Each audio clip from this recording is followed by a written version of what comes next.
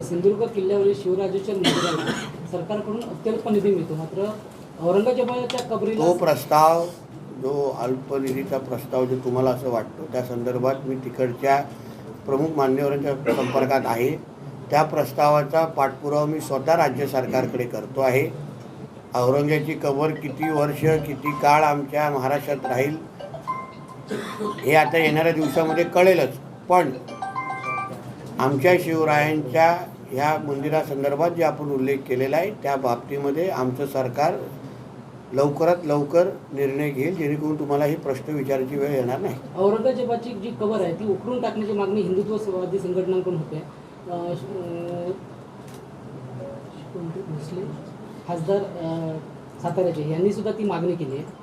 तुम्ही काय सांगा? सरकारच्या बाबतीमध्ये ही सरकार शेवटी काय भूमिका घेते, सरकारचे प्रमुख योग्य वेळी निर्णय घेतील. फक्त मी त्या दिवशी बोललो, आजही बोलतो, जेव्हा जेव्हा गड किल्ल्यांवरचं अतिक्रमण काढलेलं आहे तेव्हा तुम्हाला सांगून काढलेलं नाही. आमचे पोलीस खातं, आमचं सरकार योग्य वेळी तो निर्णय घेतील आणि सर्वात पहिले तुम्हाला ब्रेकिंग न्यूज भेटेल, मग त्याची वाट पहा.